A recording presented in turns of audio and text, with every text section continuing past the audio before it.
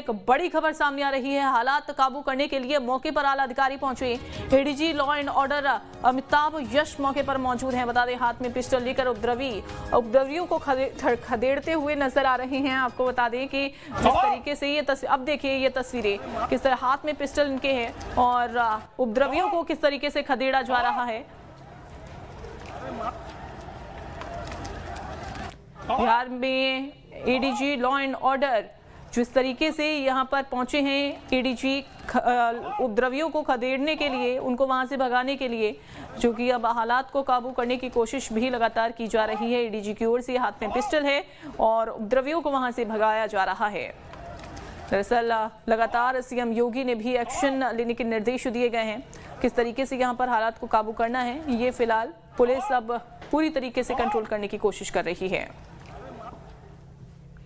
चलिए अब मध्य प्रदेश की राजधानी भोपाल से एक बड़ी खबर है। रामनिवास रावत होंगे विजयपुर से बीजेपी के प्रत्याशी। जी हां, बैठक में दरअसल ये फैसला लिया गया। बीजेपी चुनाव समिति की बैठक में लिया गया है फैसला। बुधनी विधानसभा को लेकर ये एक पैनल भी बनेगा। बैठक में संभावित नामों पर भी चर्चा हुई। बुधनी विधानसभा को लेकर पैनल भी बनाया जाएगा। आपको बता दें कि बैठक में संभावित नामों पर चर्चा हुई है।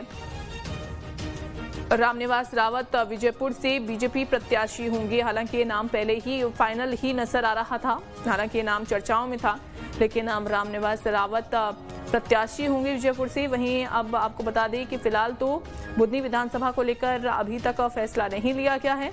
यहाँ पर एक पैनल बनाया जाएगा और उसके बाद फिर नाम पर चर्चा होगी।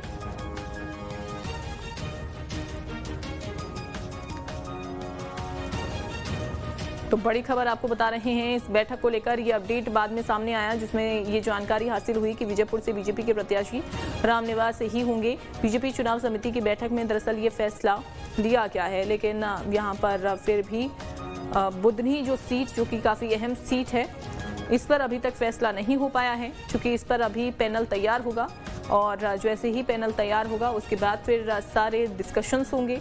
डिस्कस करने के बाद ही ये फैसला लिया जाएगा कि आखिरकार कौन बुधनी से प्रत्याशी सामने आता है, किसका नाम फाइनल होता है।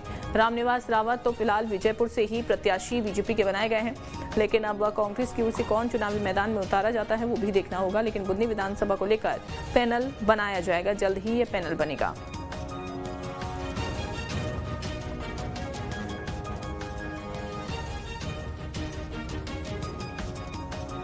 तो बड़ी खबर आपको भोपाल से बता रहे हैं, बुधनी विधानसभा को लेकर बनेगा पैनल। इस वक्त की बड़ी खबर भोपाल से, बैठक में संभावित नामों पर भी चर्चा की गई है।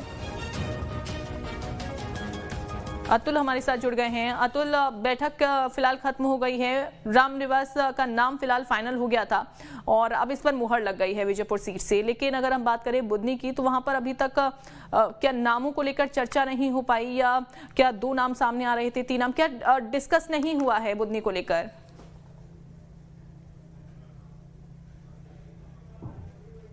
देखिए अंजलि, जिस तरीके से बुधनी को लेके माना जा रहा था कि आज की बैठक में नाम रखे जाएंगे और उसके ऊपर चर्चा की जाएगी, लेकिन तस्वीर अभी भी स्पष्ट नहीं हो पाई है बुधनी को लेके, क्योंकि बीजेपी का गढ़ है और देखिए पूर्व मुख्यमंत्री शिवराज सिंह चौहान उस क्षेत्र से आते हैं, तो ऐसे में कहीं ना कहीं रायशुमारी में उनका रहना भी काफ़ी जरूरी है और अभी फिलहाल बुधनी को लेके काफ़ी स्थिति स्पष्ट नहीं हुई है।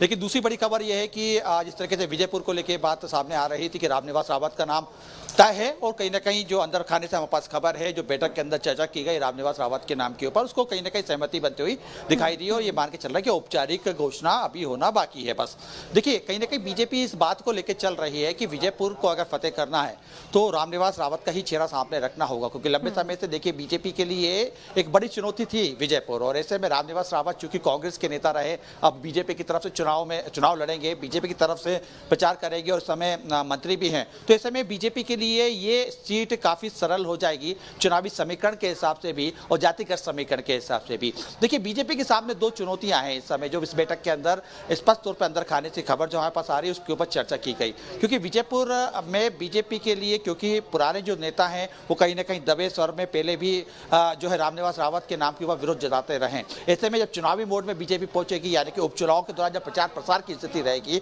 उस दौरान डैमेज ना हो उसको लेकर बीजेपी काफी पहले से मुस्तैदी तैयार करती हुई दिखाई दे रही है। बीजेपी का स्पष्ट मकसद है कि चुनाव के दौर में, उपचुनाव के दौरान किसी प्रकार का कोई डैमेज पार्टी कार्यकर्ताओं की तरफ से ना हो, इसको लेकर पहले से एक पूरी रणनीति तैयार की जा रही है। बुधनी को लेकर एक समिति गठित की जाएगी, वो समिति स्थान पर पहुंचेगी, बुधनी पहुंचेगी, कार्यकर्ताओं से संवाद स्थापित करेगी, कार्यकर्ताओं का मन टटोलेगी कि आखिर किसका नेता को वहां पर टिकट दिया जाए, कौन कार्यकर्ताओं के साथ ज्यादा बेहतर तरीके से समन्वय बना के काम कर सकता है, विकास के लेके जिस तरीके से जो मोहन सरकार लगातार विकास कर रही है उसको लेके किसका चेहरा वहां पर हम प्रोजेक्ट किया जाए, ये तमाम चीजें जो समिति तय करते हुए आगे नाम तय कर सकती है। बहरहाल लेकिन बड़ी बैठक थी, इस बैठक के अंदर स्पष्ट तौर पर चुनावी पे चर्चा तो की गई है, लेकिन इसके अलावा भी देखिए जिस तरीके से आपने देखा था पिछले दिनों विधायकों को लेकर भी काफी नाराजगी सामने निकल के आई थी। स्पष्ट तौर पर तमाम विधायकों को बुलाया गया, वो तीनों विधायकों का आज तलब भी किया गया और उनको ये समझाएगा कि आगे चल के किसी भी अगर आपको कोई भी नाराजगी है तो पार्टी फोरम पे उसको बात रखनी होगी, ना कि सोशल मीडिया पे।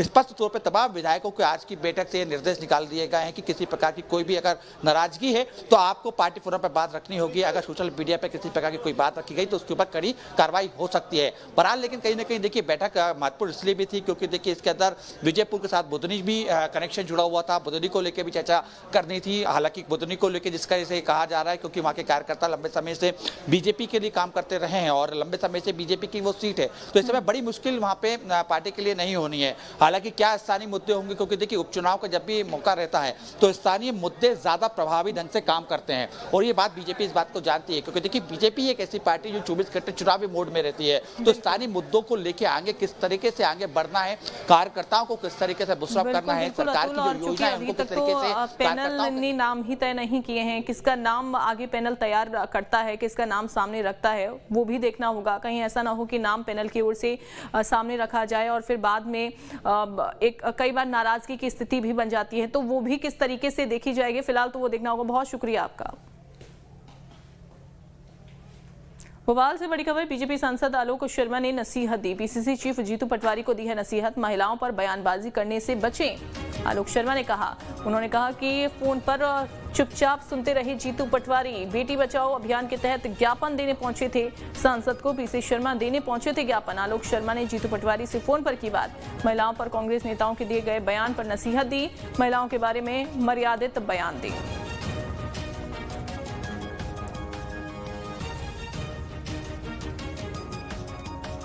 आप लोग जो अभी ज्ञापन देने आए हैं, मैं ज्ञापन ले रहा हूं और आपके ज्ञापन के बिंदुओं को मैं पूरा का पूरा पढ़ूंगा और उचित फोरम पे इस बात को भी हम लोग रखेंगे। पर एक निवेदन और करना चाहता हूं, आप सब लोग मिलकर जो महिलाओं और बहनों और बेटियों के संवेदनशील मुद्दे पे ज्ञापन देने के लिए आए हैं, तो चूंकि आप कांग्रेस पार्टी के प्रदेश के अध्यक्ष हैं, मेरा ऐसा निवेदन है कि आप इस बात का भी समीक्षा करें कि हमारी कांग्रेस पार्टी में कब कब कौन कौन से नेताओं ने बहनों को लेकर, बिटियाओं को लेकर किस किस प्रकार के स्टेटमेंट दिए। मुझे लगता है कि इस प्रकार के स्टेटमेंट से बचना चाहिए, क्योंकि बहन, बिटिया, माँ बहनें जो होती हैं कहीं ना कहीं समाज का संवेदनशील मुद्दा होता है। अगर मालवा से बड़ी खबर, ट्रक ने मारी कार को